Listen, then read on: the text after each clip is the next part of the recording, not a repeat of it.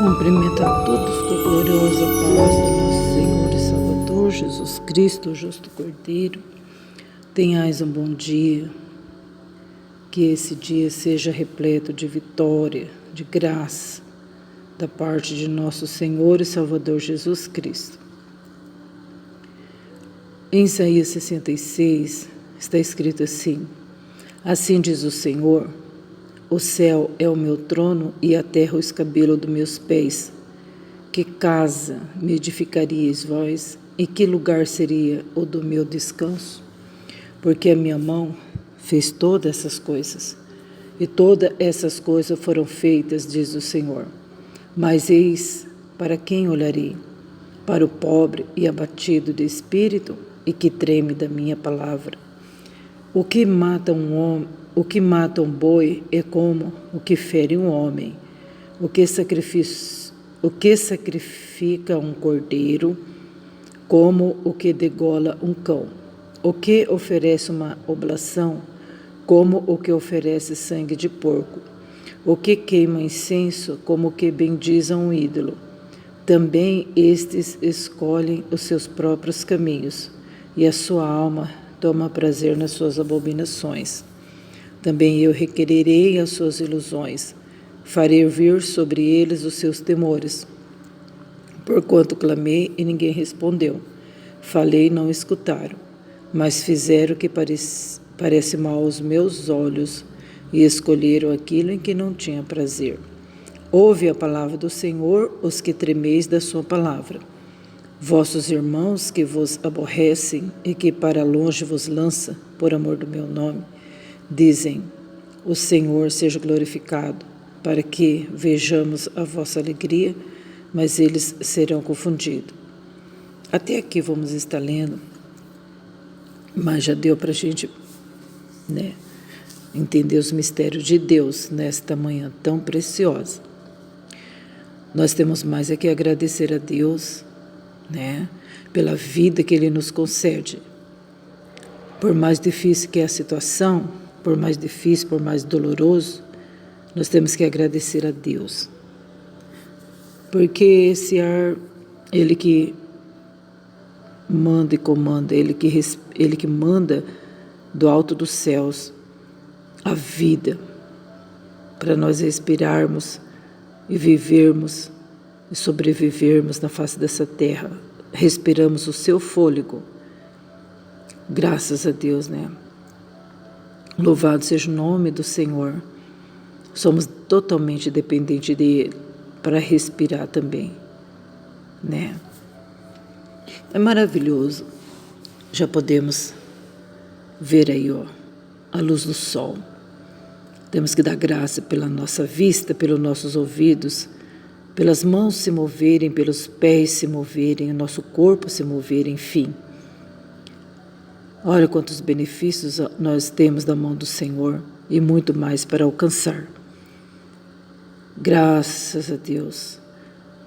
Deus abençoe todas as pessoas que já saíram para o seu trabalho, que tenham um dia de paz, um trabalho abençoado, próspero, que tenham uma vida quieta e sossegada, na paz do Senhor Jesus, Aqui está escrito no primeiro verso: assim diz o Senhor, o céu é o meu trono, a terra o escabelo de meus pés. Que casa me edificarias vós, e que lugar seria o do meu descanso? Então Deus está aqui dialogando, dizendo assim: que casa você poderia construir para mim viver? Alguém poderia construir uma casa para mim? Mesmo o povo do Senhor fazendo uma tenda, um templo enorme, não caberia o poder e a glória e a majestade do Senhor. Não creio que seja por causa de altura, de estatura de Deus, porque eu creio que Deus seja um ser maravilhoso, Se ele fosse muito grande, assim, de estatura, não seria bonito, seria um gigante. Aí seria legal, não seria bonito, não, né? Mas eu creio que ele tem uma estatura perfeita, bonita, né? Mas a sua glória, o seu poder é muito grande para ficar numa casa, né? Como aqueles ídolos que eles põem numa casa e fica lá, né? Mas o nosso Deus não. O nosso Deus, nem os céus pode conter ele. Então ele está acima de todas as alturas, né? Por causa da sua glória. Que a glória de Deus, ela sai relâmpagos e trovões, né? As nuvens que cercam o trono de Deus saem relâmpagos e trovões. Abaixo do trono de Deus tem como se fosse um braseiro, fogo, né? É muito tremendo que a palavra de Deus mostra para a gente sobre o trono do Senhor e o seu poder. Então ele diz assim: o céu é o meu trono e a terra o escabelo dos meus pés. Que casa me edificarias vós? E que lugar seria o meu descanso? É uma pergunta que ele está fazendo, né? Então nós vemos aqui que o escabelo, o que é escabelo? É aquela mesinha pequenininha que muitas das vezes a gente coloca assim para colocar o pé. A gente senta, estica o pé naquilo lá, entendeu? Para descansar. Então ele diz que a terra é escabelo dos seus pés, entendeu? Então o Senhor não tem lugar aqui na terra para ele morar, né? Para colocar o trono dele aqui na terra, né? Não tem, pela sua grandeza. E nós vemos que ele diz assim: qual seria o lugar do meu descanso? Isso aí, ele faz essas perguntas para a gente poder meditar. Eu creio que sim. Para a gente ficar meditando, meu Deus, mas como assim, né? Qual seria o lugar do seu descanso? Onde eu poderia fazer um lugar para ele, né? Entendeu? Para a gente ficar meditando, para despertar a nossa curiosidade espiritual e pensarmos um pouco mais nele, né? Sabe, as coisas do dia a dia atropelam a gente, ou a gente se atropela, né? Com os afazeres que a gente não tira para meditar no Senhor. Às vezes na cama a gente fala assim: eu vou deixar para meditar no Senhor quando eu estiver na cama deitado. Até a gente começa a meditar, mas depois já vem tantas outras coisas. Porque amanhã eu tenho que fazer isso. Amanhã eu tenho que ir lá no médico, amanhã eu tenho que ir lá pagar uma continha, e vai indo, vai indo. Aí o seu pensamento já está nas coisas materiais novamente, né? Daí a gente vai deixando. Mas é necessário despertar a nossa curiosidade espiritual, né? Diz assim a palavra: porque a minha mão fez todas essas coisas. Quer dizer, como que a gente vai fazer um lugar para Deus se Ele que criou todas as coisas, as mãos dele formou o que tem na terra? Então, e todas essas coisas foram feitas, diz o Senhor, por Ele, né? Mas eis, para quem olharei? Está vendo? Então, a gente tem que ficar aí, né, falando: porque eu sou a casa de Deus, eu sou a igreja, eu sou o templo, e aí nós ficamos acomodados espiritualmente, né? Mas, na verdade, é o Espírito Santo que habita no nosso coração. Isso não é em todos os corações também, né? Não é em todos. Ele quer morar dentro do nosso coração, né? Então, agora, com a parte física, jamais na terra haveria um lugar para ele morar, né? E aí ele leva nós a meditar. A minha mão fez todas essas coisas, né? Agora, ele diz assim, tá, eu sou poderoso, eu habito no alto dos céus, eu que criei tudo isso. Agora eu vou dizer uma coisa, gente. Para quem eu olho? Para quem que eu olho? Eu olho para o pobre e abatido de espírito e que treme da minha palavra. Olha só. Está vendo? Então a pessoa pobre, muitas das vezes, ela é criticada. Muitas das vezes. Essa pessoa é pobre porque ela vive em pecado. Essa pessoa é pobre porque ela não trabalha. Essa pessoa é pobre porque ela é miserável. Miserável pobre, né? Entendeu? Porque nem Deus olha para essas pessoas. Olha quanto pobre que tem. Jesus disse uma coisa que sempre eu fico meditando no que ele disse sobre os pobres. Ele falou assim para Judas. Judas falou assim, essa mulher não deveria ter derramado esse unguento sobre o Senhor. Esse unguento é muito valioso. Por que não vendeu e deu dinheiro para os pobres? Aí o Senhor Jesus respondeu e falou assim, os pobres sempre tendes convosco, mas a mim nem sempre vocês têm. Então quer dizer, sempre haverá pobre. Sempre. E aí o Senhor diz assim, mas eis, para quem olharei? Eu olharei para quem? Para o pobre. Tá, se Deus olha para o pobre, por que ele é pobre? Então, se as coisas fossem do jeito que a gente acha que deveria ser, na terra não haveria nenhum pobre. Nenhum pobre. Já que Deus olha para o pobre, então não haveria nenhum.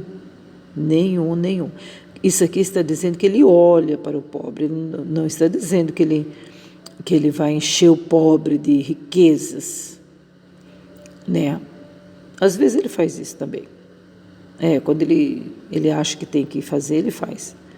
Ele pode mudar, assim, a situação do pobre. Ele pode tornar o pobre muito abençoado. Mas não é isso a questão. Não é isso o propósito de Deus. E tem um privilégio os pobres.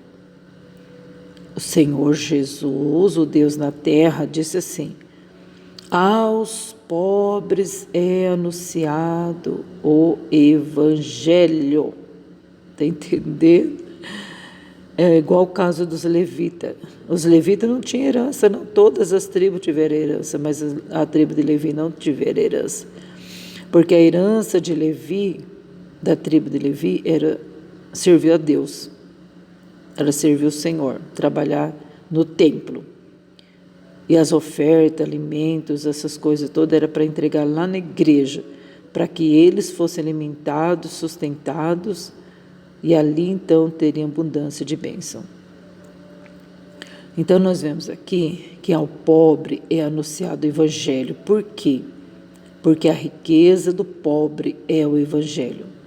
A riqueza do pobre é a salvação da sua alma, porque o pobre, ele é pobre e tem uma coisa.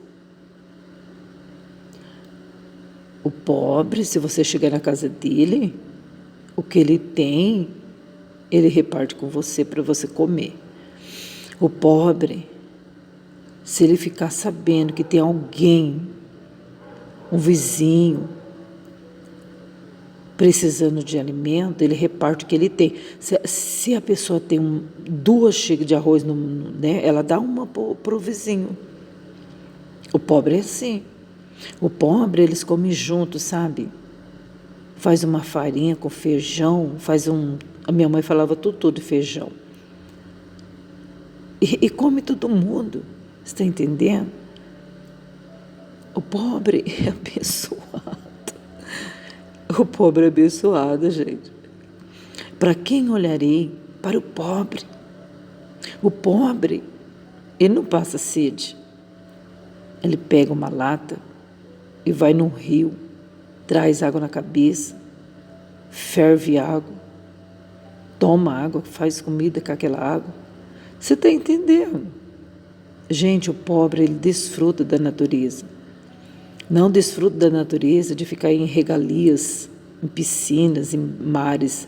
Não, o pobre, ele é abençoado. E a gente não vê isso. E a gente não medita nisso. O pobre, ele toma banho em rio. Olha que coisa gostosa. Em cachoeira, né? E é saudável, por quê? Porque não tem frescura nenhuma. Aqui, ó, diz assim a palavra. Mas para quem olharei? O Deus poderoso falando. O Deus que é rico, falando assim. Para quem olharei? Eu olharei para o pobre e abatido de espírito, que treme da minha palavra. Você está entendendo? Porque o pobre e o abatido de espírito, ele teme a Deus, ele treme da palavra de Deus. Gente, eu fico tão admirada que no nosso ministério tem em uma outra cidade, tem um pastor que ele anda 6 quilômetros para chegar na igreja, sabe? E ele não tem carro. E ele não perde um culto. Ele e a família não perde um culto. Gente do céu. E o ministério está ajudando ele a construir no fundo da igreja para que ele vá morar na igreja. Mas assim que nós ficamos sabendo da situação dele, o pastor disse: a igreja vai pagar para você toda vez que você vir ao culto, vai pagar para você um Uber, um táxi, para você vir na igreja. Mas até então, ele ia a pé. E ele nunca falou nada, nunca reclamou de nada.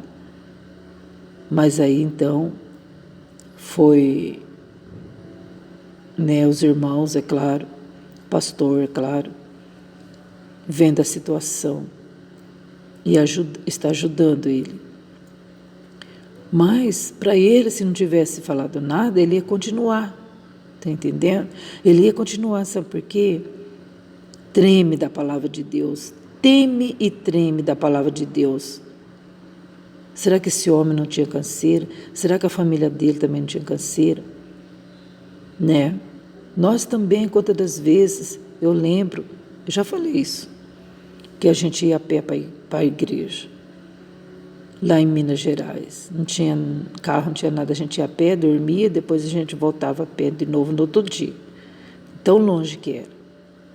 Você está entendendo? Pobre, gente. O pobre, ele valoriza as coisas de Deus. Não estou falando dos outros, estou falando só do pobre agora. Estou falando em si, né? Então, Deus fala que o pobre e a pessoa abatida de espírito, ela treme da palavra de Deus, ela absorve a palavra de Deus. É crente de fogo mesmo. Mas abatido de espírito, sim, muitas das vezes, não é porque a gente serve a Deus que a gente não se abate. A gente se abate, sabe por quê? Porque muitas das vezes a gente não quer abrir a boca, né? Porque a gente treme da palavra de Deus. Muitas das vezes a gente deixa passar tanta coisa porque a gente treme da palavra de Deus. A gente deixa nas mãos do Senhor. Não é que a gente é bobo, que a gente é tonto. É porque a gente confia que o nosso Deus trata das coisas por nós. Então, por isso que Deus fala: para quem olharei? Para quem? Eu olharei para o pobre, para o abatido de espírito. Entendeu? Então, muitas das vezes as pessoas, elas procuram enriquecer, tá? Só que muitas das vezes ela não chega no seu ideal por conta que ela não treme da palavra de Deus. A palavra de Deus é pregada, sabe o que acontece com ela? Ela pisa em cima da palavra que foi pregada. E aquele irmão, pelo amor de Deus, não aguenta mais escutar aquele irmão pregar. Você está entendendo? Não absorve o que está falando. Você está entendendo? Não treme, nem teme da palavra do Senhor. E muitas das vezes, uma pessoa que ela é pobre de espírito também, ela é sedenta por Deus. Por isso que Deus fala, eu olharei para o pobre. Ela é sedenta de Deus. Ela, por mais que ela ouve a palavra, por mais que ela vai na igreja, mais ela quer ir. Mais ela quer ficar próxima do Senhor. Está entendendo? Mais ela quer o Senhor Deus de Israel. Sem o Senhor, essa pessoa não vive. Você está entendendo? A alegria dessa pessoa é o Senhor. Entendeu? Aí a palavra do Senhor vai dizendo que muitas das vezes as pessoas, por falta de temor, ela se lambuza no pecado, né? Oferece libações, queima incenso. Então, muitas das vezes a pessoa fala assim, eu vou queimar incenso dentro da minha casa para ficar cheirando. Olha, gente, isso aí, aqui está escrito, está dizendo assim, ó, o que queima incenso é como se estivesse bendizendo um ídolo, né? Aí tem mistério, né? Então, porque as pessoas escolhem os seus próprios caminhos e a sua alma toma prazer nas suas abominações, matando boi, fazendo sacrifício de boi, fazendo sacrifício de carneiro, de cordeiro, né? E oferecendo incenso. Então, o Senhor, pode ver a diferença aí, do pobre abatido de espírito para uma pessoa que faz todas essas abominações, né?